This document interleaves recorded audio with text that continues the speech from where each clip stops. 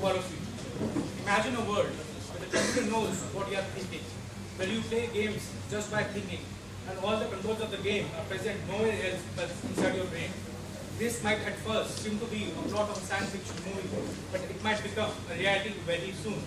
This is exactly what me, Manush, Madan, and my friend Khatri are about to explore and present to you through our presentation titled Mind Play, Brain-Computer Interface, and Video Games. We have divided our presentation in three parts. In the first part, we will talk a bit about what exactly is brain-computer interface, including its various types and its implementations. In second, we will talk a bit about gameplay in game genres. In the third part, we'll see how both of these come together and we'll discuss a few of the BCI implementations in video games. Priyanka will take the first part and I'll take the rest. Thank you, Manush.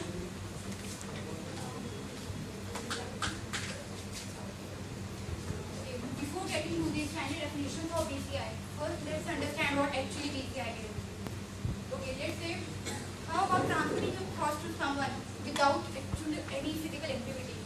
How about controlling any physical device, say this laptop, without actually touching it? How about a paralytic person controlling his own motor chair without actually touching it or without any physical movement? This is highly commendable. But all this has been made possible by brain-computer interface, that is BCI. Now, getting back to the definition, it says that BCI provides a direct communication pathway or control system between our brain and any external device without actually neurophysical activity. Now, you all must be thinking that how it happens. So, here is the procedure. A typical BCI system consists of three components. The first one being signal acquisition, where our brain signals enter from our brain. They are acquired, then they are amplified and they are extracted and fed into the signal processing component, where they are processed, they are interpreted, and they are converted to the commands, and these commands will pass on to the BCI application. This is how BCI works. Coming on to the types of BCI. There are three types of BCI. The first one being invasive BCI. In invasive BCI, electrodes are implanted into the gray matter of our brain, where they capture the electric signals which are generating for our brain. Second one being semi-invasive, where electrodes are implanted inside our skull but outside the gray matter, that is the area between our skull and gray matter of the brain. But these both invasive and semi-invasive, they both require the intervention of surgery and operation. That's why they are not recommended for consumer use.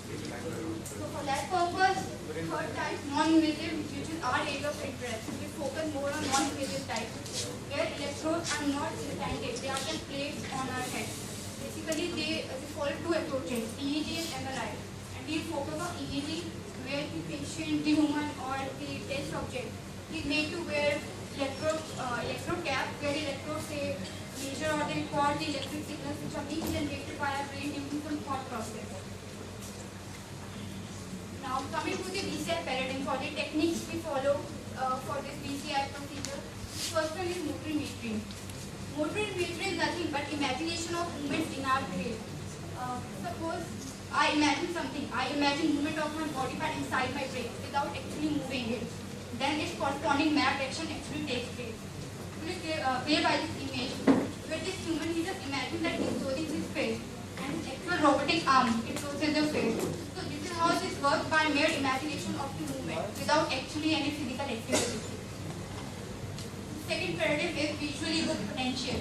As the name suggests, they are potential or electric signals which are evoked by any physical or by any visual object. And one of its subtypes is P300. In P300, we are exposed to some visual object or visual stimuli. And during that exposure, there is some spontaneous emission from our brain. And these are recorded after 300 milliseconds by the electrode. Like this concept will be more clear by the image, where this is P300 pattern. Where the alphabetical rows and columns they get flashed randomly. Suppose the person wants to focus on the alphabet B, he'll keep focusing on B and count the number of times it gets flashed. And at that time, electrical signals generated will be they will be measured by the EEG as I mentioned earlier, and the system knows that on which alphabet the person is focusing on. So that's how BCI works. Now the next part will be taken by Manush. Now we'll shift our focus a bit and talk about games. Games we all know are classified into different genres or categorizations like action, simulation, strategy. The basis of this categorization is not visual or narrative representation, but game interaction. For example, in movies, it is all about narration and the screenplay or the visual representation. But it's a bit different in games. I'll give a concrete example. There are two game series. One is FIFA, as many of you would be playing, and another is FIFA Manager or Total Club Manager. Both have revolved around football and have both identical visual representations. However, in FIFA series, a person actually controls the players on field, whereas in the FIFA Manager series, he acts as a manager and strategizes his team. So the FIFA series is strategized as a sports simulation, and the FIFA Manager as a strategy game. These are some of the video game genres: action, strategy, RPG, which is a role-playing game, sports and racing, and puzzle games. Now you must be wondering why I'm talking more about genres instead of BCI. This is because in gaming, BCI serves as a purpose of control, and for different gameplays, there are different controls that are not suitable to it. I will be taking two examples: one with a role-playing game, which is the World of Warcraft, using motor imagery, and the second, a jigsaw puzzle game using P300 event rate potential. First of all, before I show you this video, I will talk to you a bit about what is an RPG. In a role-playing game, the gamer or the user typically controls a virtual player and navigates through a 3D environment, exploring different things and taking actions accordingly. Now, you must be wondering why is motor imagery more suitable. This is because by imagining, for example, movement of feet, he can make the player move forward. By imagining his right hand moving, he can make him turn right and left likewise. In this is the player and who is controlling the virtual player on the screen.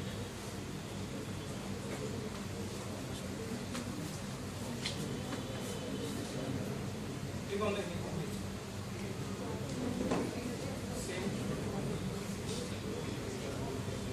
anyways, I will just tell you, this is the player and this is you can see this is the virtual player. Like you see on the play side. What happens in the first phase, calibration is done, where the person actually makes a movement.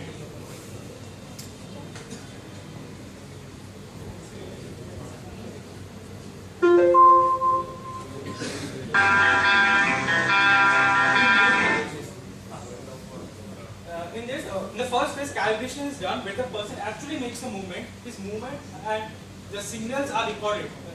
And while in the gameplay, it does not make the movement. Whereas the signals acquired in the game, in the calibration, are matched, and accordingly, the actions are taken.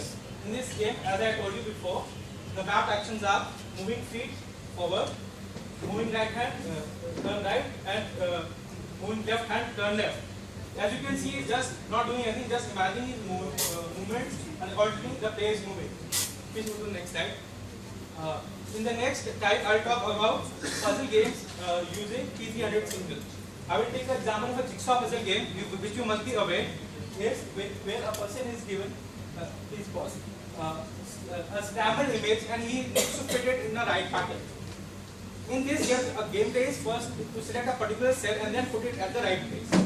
For selecting the cell, you have to gaze at that particular cell and typically and all these cells randomly flash. So typically to consider it better, you have to count the number of flashes. And more the gaze, more the better your performance would be.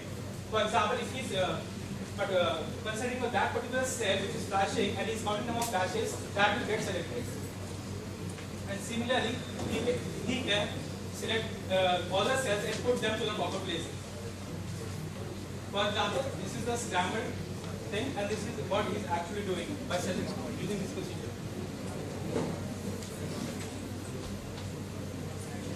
Now you might now moving on to the challenges. You must be feeling that it is very easy in seeing the video, but really it is not. There are certain challenges. First challenge is finding out what PCI control is best suited for what gameplay, both in terms of interaction value and performance. In the first thing, we talked about the World of Warcraft game. It is an RPG game using motor imagery. It has a really high interaction value, but honestly, it does not perform that well. It requires hours of calibration and really lot of training time. On the other hand, P300 is a really high performing paradigm, but honestly, the interaction value is very low. So you have to take a balance between both and see which is best suited for what type of game. Secondly, surpassing BCI calibration and suppressing the training process during the game. Okay. To conclude, I'll just say that the recent research will definitely make this BCI interaction and gaming a mainstream technology of the future. Thank you very much.